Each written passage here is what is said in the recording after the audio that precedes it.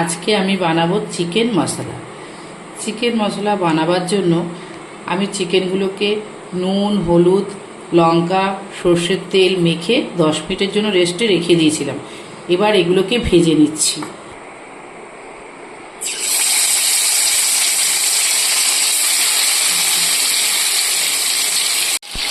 ভাজা হয়ে গেছে, এগুলো তুলে নিচ্ছি।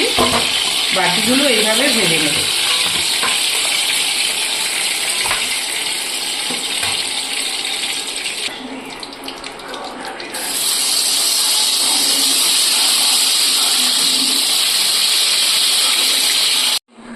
চিকেনগুলো ভাজা হয়ে গেছে।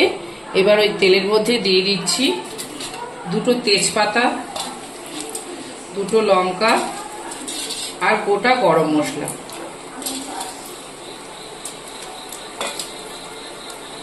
এবার দিয়ে দিচ্ছি পেঁয়াজ কুচিগুলো।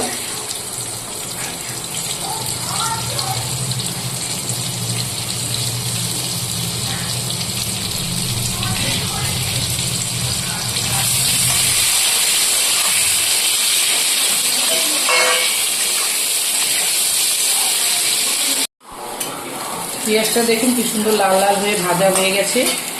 এবার দিয়ে দেবো স্বাদ মতো নুন, হলুদ,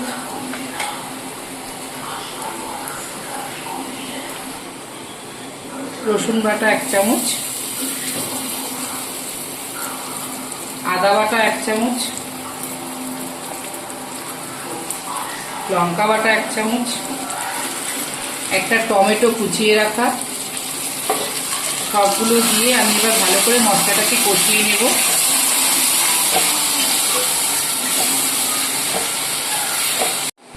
মশলাটা কষানো হয়ে গেছে, দেখুন মশলা থেকে তেল ছেড়ে দিয়েছে। এবার আমি ভেজে রাখা চিকেনটা দিয়ে দিচ্ছি।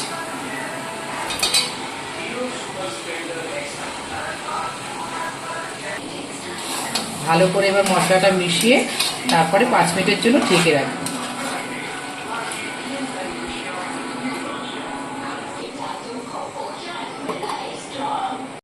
5 মিনিট পর এবার খুলে দেখি, খুব সুন্দরভাবে তেল ছেড়ে দিয়েছে, কষানো হয়ে গেছে।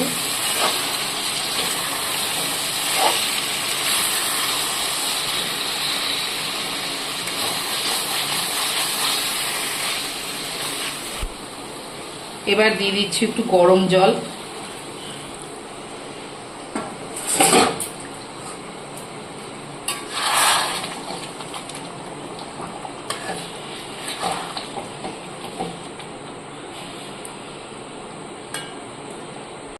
এখন দিয়ে দেবো আমি জিরে, গরম মশলা খালি কড়াইতে তেলে গুঁড়ো করে রেখেছিলাম সেই মশলাটা।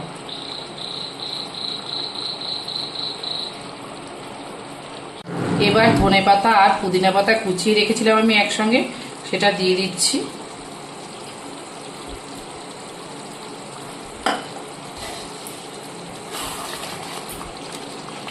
হয়ে গেছে, এবার আমি নামিয়ে নেব। আমার চিকেন মশলা রেডি। এইভাবে আপনারা একদিন বাড়িতে তৈরি করে খেয়ে দেখবেন।